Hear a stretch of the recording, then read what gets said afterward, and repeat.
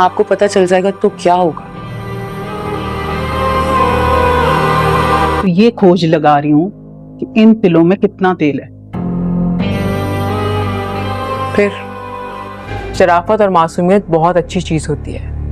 लेकिन जब हम किसी की जान बचाते हैं तो कभी कभार खुद अपना खून भी देना पड़ता है। क्योंकि वो बे औलाद है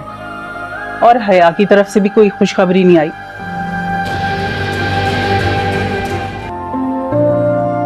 तुम्हारे उस अमल से मेरा दिल दुखा हुआ था। साइमा की औलाद है नहीं और होगी भी नहीं, और वो खून हम बाजू की रग से देते हैं। आसिया, मैं किसी के हुक्म का पाबंद एक हद तक हूं, बाकी मेरी अपनी मर्जी है। अब मासूमियत में आके हम शेरक से तो खून नहीं दे सकते ना, ऐसा करेंगे तो मर जाएंगे।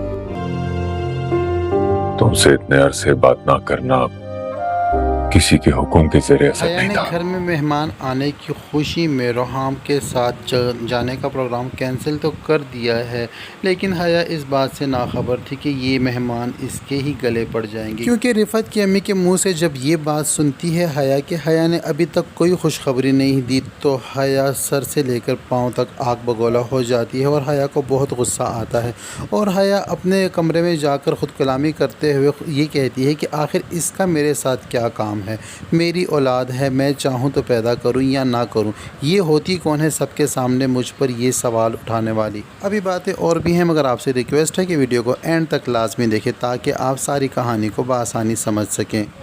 रिफत ने घर का माहौल बदलने के लिए अम्मी जान की इजाज़त से राहिल की बर्थडे तो प्लान कर ली है, और अम्मी जान से ये भी इजाज़त ले ली है कि बर्थडे से 1 या 2 दिन पहले वो अपनी और साइमा की अम्मी को घर पे बुलाएंगी, ताकि जब बड़े घर में आएँ तो घर का माहौल खुशगवार हो जाएगा और सब की टेंशनें और ख़त्म हो जाएंगी, और गपशप में टाइम गुजारेंगे तो हम डिप्रेशन से निकलने में हमें आसानी होगी। तो अम्मी जान ने उनको इजाज़त तो दे दी और वो अपनी अम्मी और साइमा की अम्मी को बुलवा भी लेती हैं। लेकिन जब ये दोनों अम्मियाँ आएंगी घर में तो हया को बहुत ज़्यादा तकलीफ़ होगी, क्योंकि हया के मायके से कोई भी आने वाला नहीं, हया तो है ही लावारिस। क्योंकि हया को तो दरख्शां बेगम ने ही पाला था, और वो भी जब से हया की शादी इस घर में करवा कर गई हैं उन्होंने भी मुड़कर हया की ख़बर नहीं ली, क्योंकि वो तो हया की सारी करतूतें जानती हैं। उन्होंने अपने बेटे की ज़िंदगी आसान करने के लिए हया को उससे दूर किया और आकर मस्तूर मुबारक के घर में फेंक कर चली गई, क्योंकि हया इस कदर फसादी लड़की है और दरख्शां बीबी उसकी सारी करतूतें जानती थी, और इसी वजह से वो अपने गले की बला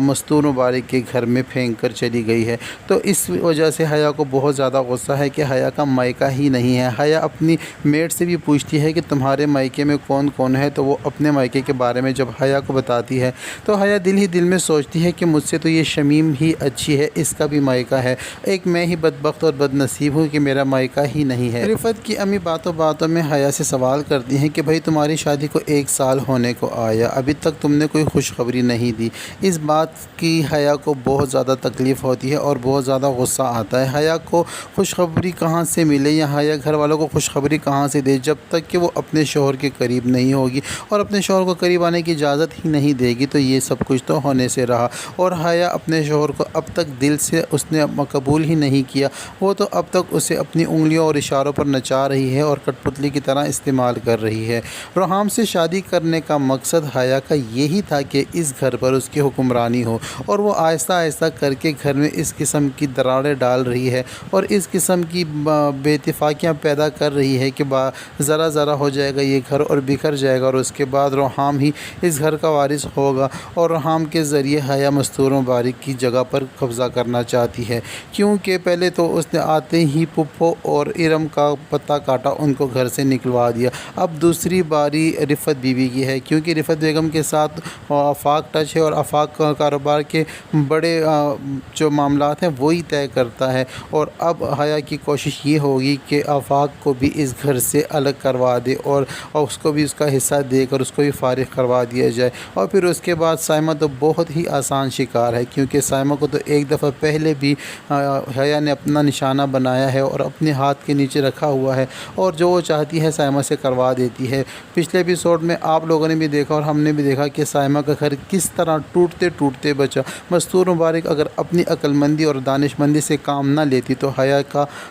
منصوبہ تو کامیاب ہو ہی گیا تھا اور سائمہ کا گھر تباہ ہونے والا تھا۔ سائمہ نے بھی آخر کار سوچ لیا اور فیصلہ کر لیا کہ اگر جائیداد میں اپنے نام کروا کر اور اپنے خامند کا سارا حصہ اپنے نام کروا دوں گی تو میری جائیداد تو ہو جائے گی، لیکن اس گھر میں اور خامند کی عزت اور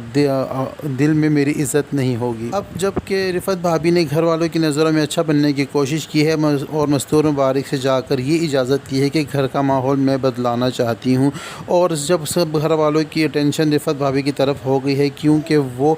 راحیل کی برتھ ڈے پلان کر رہی ہیں، اور اس بات کا بھی حیا کو خوشی نہیں ہے۔ حیا یہ چاہتی ہے کہ ہر وقت گھر والوں کی اٹینشن میری طرف ہی ہو اور سب کی نظروں میں اور سب کی زبان پر میرا ہی نام ہو۔ تو حیا اب ایک اور مکاری اور چلاکی کرنے جاتی ہے اور مستور مبارک کے پاس جاتی ہے اور ان سے کہتی ہے کہ میں چاہتی ہوں کہ گھر میں خوشیوں کا ماحول ہے اور راحیل کی برتھ ڈے ہے اور ہم سب خوشیاں منائیں گے، تو میرا دل چاہتا ہے کہ آسیہ پھپھو بھی ہمارے ساتھ ہوں۔ ایک طرف تو آسیہ پھپھو کی بنیادوں میں پانی دے رہی ہے اور ان کے لیے راستے میں گڈھے کھود رہی ہے، اور اوپر سے اچھا بننے کے لیے مستور مبارک کے پاس جاتی ہے اور کہتی ہے کہ میرا دل ہے کہ آسیہ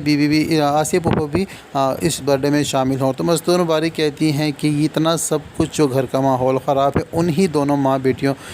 کی وجہ سے ہے، اور تم چاہتی ہو کہ وہ پھر اس گھر میں آئے۔ میں نہیں چاہتی، ہاں آسیہ کی کمی میں بھی محسوس کرتی ہوں، لیکن میں یہ نہیں چاہتی کہ وہ ماں بیٹی جب اس گھر میں آئیں تو پھر سے ہماری خوشیوں کا مزہ کرکرا ہو جائے۔